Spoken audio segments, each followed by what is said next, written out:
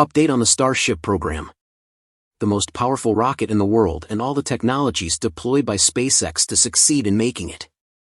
This incredible 100% reusable rocket. So, see what happened on SpaceX's Starbase this week. And we start gently with, as is often the case in this light news section, an artist that we wanted to highlight. From the launch, from a starbase, it arrived in the suburbs. From Mars, which still remains so mysterious, despite everything we know about it now. Nothing is missing in this little clip, with the essential steps that the Starship will have to validate. In the meantime, the ship is meticulously detailed. We can see the suits in the design. Futuristic and functional SpaceX, even if the re-entry sequence is certainly disproportionate. Flows from second floor to Earth smoothly, and the final scene also, which reveals a crater.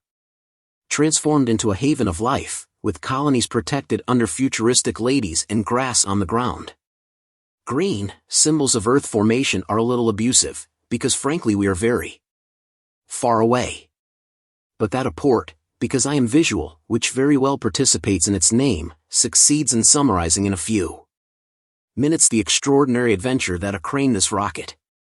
It makes us travel in time by us. Make it a good one in the future of about 10 years if everything goes as planned. Maybe a little bit more, but in any case hats off to the artist. And if you're wondering how a company in just over 20 years of activity has managed to profoundly shake up the way of thinking, rockets, designing them, launching them and now recovering them. A whole communicator with a large royalty-free image, despite the major technical issues and the competition was quite tough in the field at the time, but we agree, a SpaceX no longer has really competition now. In short, while giving a little hope to the majority of spatial enthusiasts, well, here is the software, or rather to tell the truth, the mantra which works very well, the 5 commandments of business that must be followed to the letter. First of all, simplify your requirements, make it less stupid and make sure it is essential. Remove unnecessary steps. We would find here the best parts: no part, optimize, accelerate, and automate. These are simply, go. This is now up to you to embark on the adventure of space exploration. Future star of the 7th flight, the B-14 having just come out of the first time, him that we no longer saw. Well, a good buttress, finally deciding to go back into place on the Pass, just after the 5-giving period. A discreet arrival, in the middle of the night, no doubt in order to preserve this prototype of the fury of photographers, ready to pounce on it to immortalize the moment.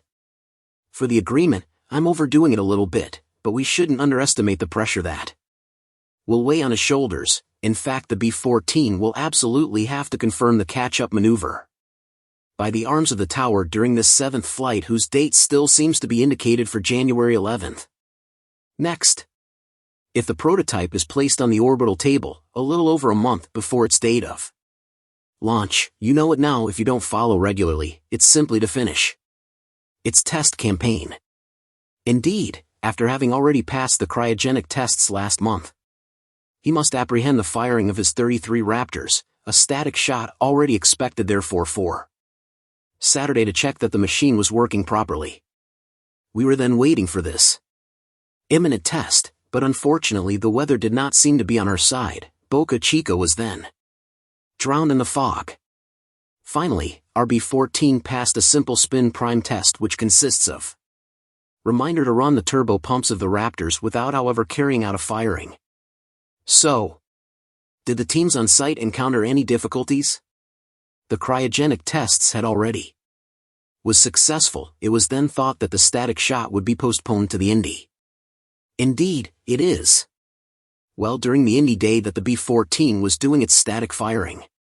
Fortunately, the time that the deaths at the beginning of the week allowed us to attend this test, which should offers a planned one, mark the end of the test campaign of this booster. These 33 engines have therefore raw GIs for 10 to 11 seconds, all in launch that worked perfectly once. Moreover, the S-33 will still have to pass this test and turn on the stand at the mast site.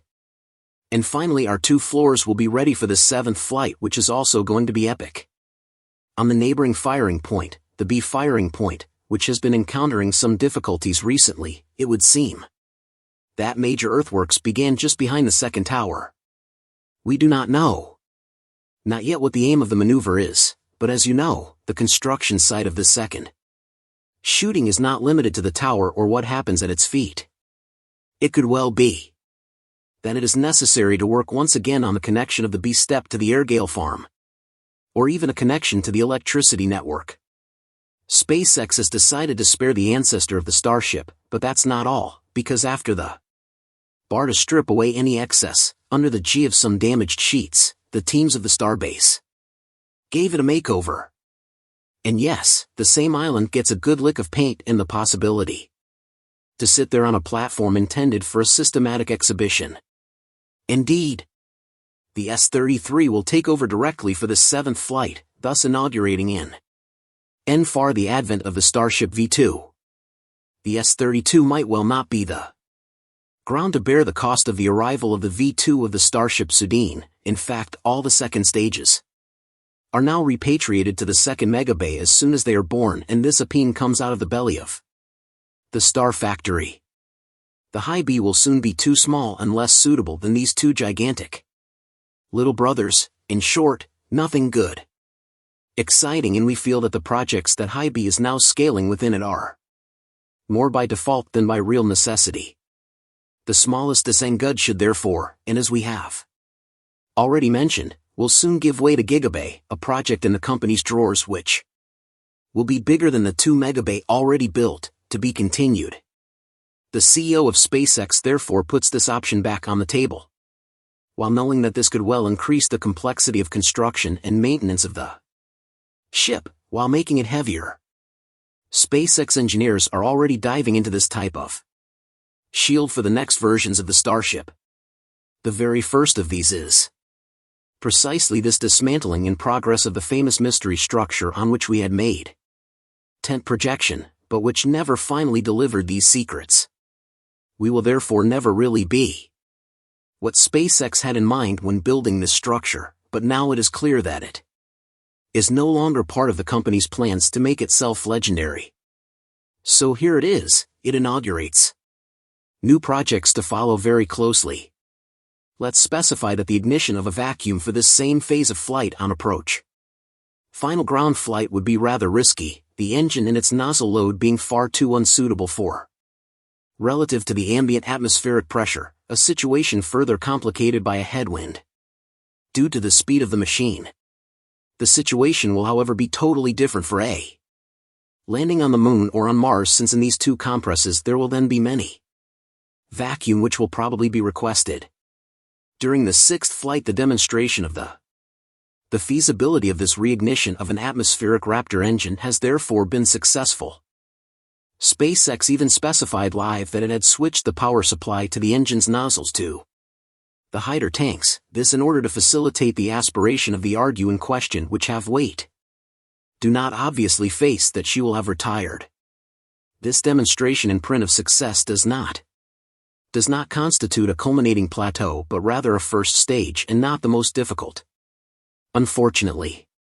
And yes, since during this last suborbital flight of the S-31 the shutdown period of the engine was only of the order of 40 minutes, a circulation of cryogenic Argue with full loss could be maintained quite easily during this course the absentee. The situation will be very different when a second stage of the rocket arrives. The challenge is actually threefold, because in the challenges to be noted soon we can distinguish 3 crucial stages. First of all, the conservation long duration of the Argue, which must be sufficiently cold in the tanks of the vessel. Then the realization of a sequence of thermal conditioning of the engines in gravity total for call it as an operation which should not be too wasteful, and finally the ignition succeeds in Raptor engines, which in the case of a Martian mission will not have the right to the error, in any case, if we want to demonstrate by A plus B that landing this gigantic ship on Mars is not just a simple but a technological feat that is now achievable. And that's about it for today's episode. Thank you so much for tuning in, and that's all for today's update. If you enjoyed watching and found it useful, please make sure to subscribe to my channel and hit the like button. And if you want to support our channel and if you want to be up to date, you can become an exclusive member, so click on our perks through the link in the description below. Thanks to watching and see you next time.